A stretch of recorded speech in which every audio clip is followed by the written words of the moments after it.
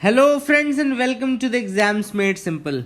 तो ये जो वीडियो मेरा जो आप लोग देख रहे हैं, आई होप आप में से कई लोग ऐसे होंगे जो नया बिल्कुल न्यू एस्पिरेंट्स होंगे जो कि यूपीएससी की तैयारी करना शुरू कर रहे हैं, या फिर ऐसे एस्पिरेंट्स होंगे जो last year UPSC exam crack नहीं कर पाए होंगे। इसको कभी फेलियर मत बोलना, ठीक है ना। इसको कभी ये मत बोलना कि आप फेल कर गए, क्योंकि कोई फेलियर नहीं होता। You always learn from your experiences, and दोनों पॉजिटिव एक्सपीरियंस हो चाहे नेगेटिव एक्सपीरियंस हो, दोनों ही आपको कुछ ना कुछ सिखाता है। तो वो फेलियर नहीं होता, वो आपकी एक तरीके से एक एक्सपीरियंस आपको ऐड करता है। तो ऐसे एस्पिरेंट्स जो या तो यूपीएससी के नए एस्पिरेंट्स हैं, या एक साल उन्होंने दिया होगा अटेम्प्ट बट समहाउ कुछ प्रॉब्लम्स के कारण वो इसको क्रैक नहीं कर पाए, या ऐसे एस्पिरेंट्स जो कुछ मिस्टेक्स को अवॉइड करना चाहते हैं before even starting this preparation, उनके लिए ये वीडियो है। सबसे पहले के लिए एक सवाल कि do you really want to clear UPSC examination? क्या आप सच में यूपीएससी एग्जामिनेशन क्लियर करना चाहते हैं? अगर आप अपने हाथ को अपने हार्ट पे रखें और ये क्वेश्चन पूछे कि do you really want to clear this examination, और अगर आपको जवाब में यस मिल रहा है तो फिर आप इस वीडियो में बिल्कुल अंत तक रहिए। अगर आपको जवाब मिल रहा है कि नहीं, no I don't want to clear this examination, I just want to pass my time this and that, तो फिर आप इस वीडियो को बंद करके जो भी whatever you want to do you can do that. आज हम बात करेंगे वो मिस की जो एस्पिरेंट्स हमेशा कमिट करते हैं, और उस कारण से कुछ ना कुछ ऐसी प्रॉब्लम्स आती रहती हैं कि जो यूपीएससी में उनके सिलेक्शन का ड्रीम रहता है वो पूरा नहीं हो पाता है, ठीक है ना। वो सारी बातें मैं आपको बताऊंगा एक एक करके। सबसे पहली और सबसे बेसिक जो गलती होती है वो ये होती है कि you rely too much on coachings, relying too much on coachings and other spoon feeding content. पहली mistake, relying too much on coachings and other spoon fed material. क्या आपको वाकई में लगता है कि कोई कोचिंग आपके अंदर दिमाग में ऐसी चीजें डाल देगी कि आप यूपीएससी क्लियर कर लो? ऐसा बिल्कुल नहीं होता है। It is you and only you who is responsible for your selection, and no coaching in this world can clear this examination for you. अगर आपके अंदर बेसिक एप्टीट्यूड नहीं डेवलप हो रहा है, अगर आपके अंदर बेसिक अंडरस्टैंडिंग नहीं डेवलप हो रही है जैसे जैसे आप पढ़ते जा रहे हैं, तो फिर समझ लो कोई कोचिंग आपके यूपीएससी का सिलेक्शन नहीं पूरा करवा सकती। आपको लगता होगा कि दिल्ली आज जाने से, दिल्ली से कितने सिलेक्शन होते हैं? दिल्ली से 100 सिलेक्शन होते हैं, दिल्ली से 200 सिलेक्शन हुए, दिल्ली से 300 सिलेक्शन हुए। बट आप ये भी सोचो कि वहां 10 लाख लोग जा रहे हैं। अगर 10 लाख लोगों में 100 लोग सेलेक्ट हो रहे हैं तो it's not a very healthy ratio, है ना। तो ये आपको याद रखना है कि relying too much on coachings is not going to help. आपको जो भी पढ़ाई करनी है वो आपको अपने दम पे करनी है। इसलिए जो की है, इसका सोल्यूशन क्या है? प्रॉब्लम देखो, मैंने आपको बता दी कि relying too much on coachings, ठीक है, relying too much on coachings is a problem. तो सोल्यूशन क्या है? आपको बाकी लोग सोल्यूशन नहीं देते, सोल्यूशन मैं देता हूं। सोल्यूशन है सेल्फ स्टडी। सोल्यूशन है self study. Make your self study time table definitely. आप लोग को लगता है क्या कि हमने 4 घंटे यार जीएस की क्लास कर ली, हमने 4 घंटे ऑप्शनल की क्लास कर ली, कुल मिलाकर के हमने 8 घंटे 8 आवर्स की पढ़ाई कर ली। आपको वाकई में लगता है कि 8 घंटे की पढ़ाई है? बिल्कुल नहीं, ये 8 घंटे की पढ़ाई नहीं है। इसका जब निचोड़ आप निकालेंगे तो ये निचोड़ निकलेगा 2 घंटे या 2.5 घंटे का। इतना निचोड़ निकल, मतलब 6 घंटे आपका इधर उधर में टाइम जाएगा, तब जाकर के आप 8 घंटे में 2 घंटे आप एक्चुअल स्टडी टाइम काउंट कर सकते हैं। मैं कहता हूं कि आप उसको स्टडी टाइम काउंट ही मत करिए। आप स्टडी टाइम केवल उसको काउंट करिए जो आप सेल्फ स्टडी में दे रहे हैं। That is your real output, that is your real selection going thing. तो self study is the key, and self study will remain the key for success. मतलब जब तक ये एग्जाम रहेगा मेरे हिसाब से, तब तक सेल्फ स्टडी ही एकमात्र तरीका रहेगा एग्जामिनेशन को क्लियर करने का, ठीक है ना। इसलिए जो भी अब आप अगले से टाइम टेबल बनाइए, अपनी कोचिंग के टाइम को ऐड मत करिएगा, और उस पर बहुत ज्यादा रिलाय भी नहीं कर सकते कि हाँ यार कोचिंग ने कह दिया नहीं पढ़ना है तो नहीं पढ़ेंगे मेडिवल हिस्ट्री। यूपीएससी किसी कोचिंग से पूछ करके पेपर नहीं बना रही है, ठीक है ना। दूसरी सबसे बड़ी mistake, not deciding the optional before hand. Not deciding the optional क्या होता है? आजकल जो हम नए एस्पिरेंट्स में मैंने देखा है, और कई बार ऐसे मैंने देखा है, लोगों को लगता है कि यार प्रीलिम्स क्वालिफाई हो जाए ना तो मेंस क्वालिफाई हो जाएगा, प्रीलिम्स निकल जाए तो ऐसा हो जाएगा, प्रीलिम्स निकल जाए तो वैसा हो जाएगा। मैंने पहले भी कहा है, आज भी कह रहा हूं कि जब आप वाकई में इस एग्जामिनेशन को स्टडी करके आगे जब जाएंगे तो you will realize that prelims is the least of your worries. सबसे कम वरी वाली जो चीज है ना वो शायद प्रीलिम्स है। एक्चुअल वरी स्टार्ट होती जब आप मेंस एग्जामिनेशन में आते हो, जब आप ऑप्शनल देते हो। अभी हमको क्या लगता है कि यार चलो प्रीलिम्स में सिलेक्शन हो जाए, फिर 2 महीने का टाइम मिलेगा, 4 महीने का टाइम मिलेगा, तो ऑप्शनल पढ़ लेंगे, ये कर लेंगे वो कर लेंगे। पहले आपने कुछ भी फॉर्म भरते समय ऑप्शनल डाल दिया। सबसे बड़ी मिस्टेक है, जब भी इस एग्जाम में उतरो ना, अपना ऑप्शनल क्लियर रखो। अपना देखो कि आपको कौन, देखो एग्जामिनेशन की तैयारी आप कब कर रहे हैं, एटलीस्ट आप 21 से 22 साल की उम्र के हैं, है ना, इतने छोटे भी नहीं है।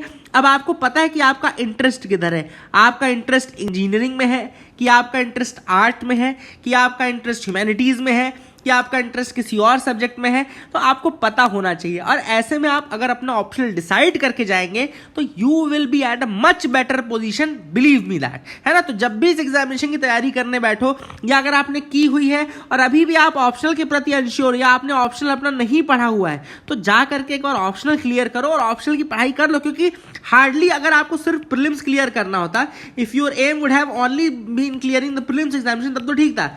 लेकिन अगर आपको यूपीएससी क्लियर करना है, तो यूपीएससी क्लियर करने के लिए आपको ऑप्शनल क्लियर करना पड़ेगा और आपको एक मेंस एग्जामिनेशन क्लियर करना पड़ेगा। इसीलिए तीसरी मिस्टेक जो बच्चे करते हैं ज्यादातर, वो तीसरी मिस्टेक है कि पहले प्रीलिम्स की पढ़ाई करते हैं फिर मेंस की पढ़ाई करते हैं गैप में। ये बिल्कुल गलत एटीट्यूड है। पहले आपको मेंस की पढ़ाई करनी है और लास्ट के 2 मंथ, जैसे अब 2 मंथ का टाइम बचा हुआ है, ठीक है ना, अप्रैल बचा है, मई बचा है, 5 जून को एग्जामिनेशन है, तो अब आपको प्रीलिम्स में डेडिकेटेड होना था, है ना।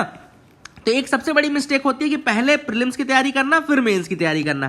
तो नए लोगों को भी नहीं पता रहता, लूसेंट उठा के रटना शुरू कर देते हैं पहले दिन से। भाई पहले दिन से तो आप अच्छी किताबें पढ़ो, आप बिपिन चंद्रा पढ़ो, शेखर बंदोपाध्याय पढ़ो, एनसीईआरटी पढ़ो, गोचे लियोंग पढ़ो, ये सारी चीज़ें पढ़ो। ये सब लूसेंट तो लास्ट के टाइम की चीज़ें हैं कि लास्ट में आप पढ़ लेंगे, ठीक है ना। चौथी जो सबसे बड़ी मिस्टेक है वो ये मिस्टेक है कि time waste will always be the key. Time management जिसका प्रॉपर नहीं होता है, देखो याद रखिएगा, जब भी आपका टाइम मैनेजमेंट प्रॉपर नहीं रहेगा तो आपका टाइम वेस्टेज प्रॉपर होगा। याद रखिएगा, अगर आपका टाइम मैनेजमेंट प्रॉपर नहीं है तो मतलब कि आपका टाइम वेस्टेज प्रॉपर है। अब हम टाइम वेस्ट कैसे करते हैं? हम टाइम वेस्ट करते हैं पढ़ाई के बीच में मोबाइल को ऑन रख के, हम टाइम वेस्ट करते हैं ये शॉर्ट्स और रील्स देख करके, हम टाइम वेस्ट करते हैं कोचिंग के बाद 2 घंटे तक कोचिंग के बाहर 4 लड़कों से बात कर रहे हैं, हम टाइम वेस्ट करते हैं खाना खाने का टाइम अगर 10 मिनट का है तो कम से कम 45 मिनट खाना खाना, मतलब कि उसी के बीच में हम सोचते हैं कि यार एक शो देख लेते हैं, एक टाइम पास के लिए थोड़ा कुछ देख लेते हैं, है ना, किसी और से बात कर लेते हैं, फोन में चलो पूछ लेते हैं कि उस दोस्त का क्या हाल चल रहा है। ये सारी बेसिक मिस्टेक्स जो आप कमिट करेंगे। याद रखिएगा, जब तक आप यूपीएससी की प्रिपरेशन कर रहे हो, आई विल देखो एक सजेस्ट करूंगा आपको कि सोशल मीडिया से दूर रहो, है ना। सोशल मीडिया में ज्ञान बटोरने की कोई जरूरत नहीं है। आप बिल्कुल, आपके पास टाइम ही टाइम रहेगा, जब आप निकाल लेंगे इस एग्जामिनेशन को तो बाद के लिए कुछ चीजें छोड़ दो, अभी ये चीजें मत करो। तो टाइम अपना आपको मैनेज करना प्रॉपर रहना चाहिए कि भैया 24 घंटे में यूटिलाइज कैसे करूंगा। डेली के टाइम टेबल्स बनाओ, मेक डेली टाइम टेबल्स, है ना। सबसे बड़ी की आपको पता नहीं कि आपको आज के दिन में क्या करना है, और जिस दिन आप जो टारगेट बनाओ उस दिन वो टारगेट पूरा करो। दैट विल बी योर की टू सक्सेस, है ना। तो डेली टाइम वेस्ट है वो बंद कर देना है आपको।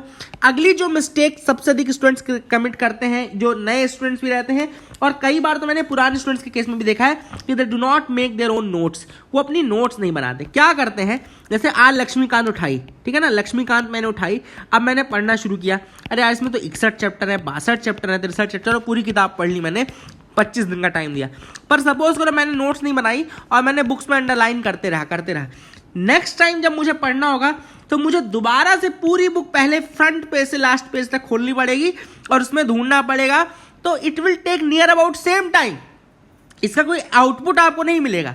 आपको क्या करना चाहिए था, आपको जैसे पता होना चाहिए कि लक्ष्मीकांत जैसे है यार, एक चैप्टर सीएम पे है, एक चैप्टर पीएम पे है, एक चैप्टर प्रेसिडेंट पे है, एक चैप्टर गवर्नर पे है, एक chapter council of minister states पे है, एक chapter council of minister centre पे है, एक चैप्टर एनसीएससी पे है, तो एक चैप्टर एनसीएसटी पे है, एक चैप्टर इलेक्शन कमीशन पे है, तो एक चैप्टर कैग पे है। ऐसे कंपैरेटिव स्टडी करके आप पढ़िए, आपको बिल्कुल पता होगा। पार्डनिंग पावर ऑफ प्रेसिडेंट एक जगह, पार्डनिंग पावर ऑफ गवर्नर एक जगह, कंपेयर करके करते जाइए, आपका बहुत अच्छे से तैयार हो। लेकिन नोट्स आपको आनी चाहिए बनाने, और नोट्स बिल्कुल शॉर्ट फॉर्म में, है ना, शॉर्ट फॉर्म में नोट्स आपको बनाने आनी चाहिए। तो ये सबसे बड़ी मिस्टेक होती है कि आपकी सेल्फ हैंड रिटन नोट्स नहीं रहती।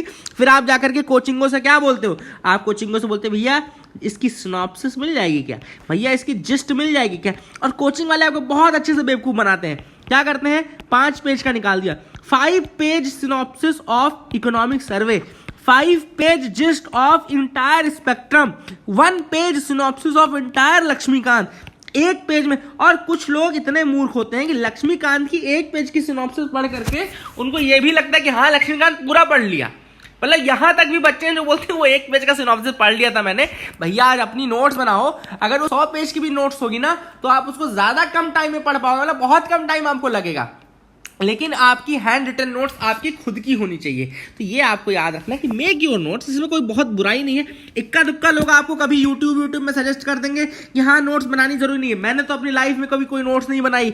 मैंने तो ऐसा किया, मैंने 60 किताबें पढ़ी है ना। ईरा सिंघल मैम का मैंने वीडियो देखा था, उन्होंने यही कहा मैंने 60 किताबें पढ़ी, मैंने 1000 किताबें पढ़ी और मैंने कभी कोई नोट्स नहीं बनाई। अरे भाई सबका दिमाग इतना तेज नहीं होता है ना, तो आपको अपनी नोट्स बना करके रखिए। नॉर्मल स्टूडेंट सीधे तैयार है, गॉड गिफ्टेड हो तो पढ़ने की जरूरत ही नहीं है ना। भगवान से 2 बार मांगोगे आपका सिलेक्शन हो जाएगा, है ना। तो याद रखिएगा, you will be selected only when you have certain ingredients, certain components, certain requirements, और ये रिक्वायरमेंट्स पूरी करिए, है ना। एक और तैयारी का सबसे बड़ा जो मुझे मिस्टेक लगता है वो है नॉट रीडिंग द एनसीईआरटीज।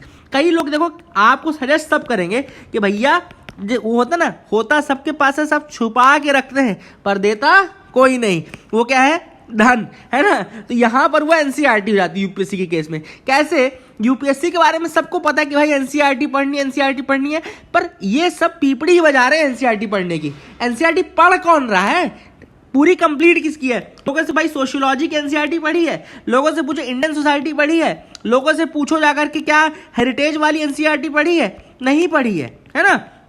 जवाब मिलेगा नहीं पढ़ी है। इंडियन डेमोक्रेसी एट वर्क पढ़ी है, अरे यार नहीं पढ़ी है। इंडियन इकोनॉमिक डेवलपमेंट पढ़ी है, नहीं पढ़ी है यार। तो वो जा करके पढ़ो ना। आपको क्या लगता है कि आप सीधे उठा लो कि उमा कपिला की किताब, आप सीधे दत्त सुंदरम उठा करके, क्या होता है ये सब हवाबाजी करने के लिए, ये लिख देता हूं मैं, हवाबाजी करने के लिए। अच्छा है कि ये सारे शब्दों का नाम आप यूज करोगे कि भैया मैंने दत्त सुंदरम स्टार्ट कर लिया है, मैंने रमेश सिंह पढ़ लिया है, मैंने उमा कपिला पढ़ ली है, लेकिन एक्चुअल में जो सारा कंटेंट आपको एनसीईआरटी शॉर्ट में देगा ना वो आपको कोई नहीं देगा। इसलिए पहले एनसीईआरटी, उसके बाद कोई दूसरी रेफरेंस बुक। तो एनसीईआरटी वाली वो चीज करिए ना, है ना। सेल्फ स्टडी का पॉइंट जरूर याद रखना, मैंने आपको बताया था। और लास्ट में इन सारी चीजों का रिवीजन। जो आपको एक और चीज, लास्ट मिस्टेक जो सिलेक्शन ना होने में सबसे बड़ा कारण है वो है रिवीजन का प्रॉपर ना होना। हर व्यक्ति पढ़ने का प्लान तो बना रहा है लेकिन रिवीजन का प्लान नहीं बना रहे। तो रिवीजन का प्लान करिए। मैंने पहले भी कहा है कि भैया हर 7 दिन में हफ्ते वीकली रिवीजन करते जाइए कि वीकली इस वीक मैंने क्या पढ़ा, उस वीक में क्या पढ़ा, लास्ट वीक मैंने क्या पढ़ा था, और बीच बीच में अपना टेस्ट लेते जाइए कि भाई चलो मैं इस वीक का टेस्ट लेता हूं। अगर आपको लगता है कि उस वीक का मैंने परफॉर्मेंस अच्छा नहीं किया है तो आप दोबारा से उसको पढ़िए, रिवाइज करते रहिए। रिवीजन इज द की। Reading 1 book 10 times is much better than reading 10 books 1 time, है ना। तो याद रखिएगा, एक किताब 10 बार पढ़ेंगे वो ज्यादा आपको आउटपुट देगा बजाय इसके कि आप 10 किताबें केवल एक बार पढ़ो। तो ये सारी बातें अगर आपने मेरी ध्यान में रख ली और इन मिस्टेक्स को नहीं दोहराया तो आई एम श्योर कि आप लोग जरूर सक्सीड होंगे और हम सब आपके लिए उस दिन क्लैप कर रहे होंगे, आपके बधाइयां दे रहे होंगे, सब कुछ आपके पूरे घर वाले आपके साथ खड़े होंगे। एंड ये गलतियां आप ना करें। That is my wish. All the best to you. Keep loving us, keep sharing us. Thank you and have a nice day.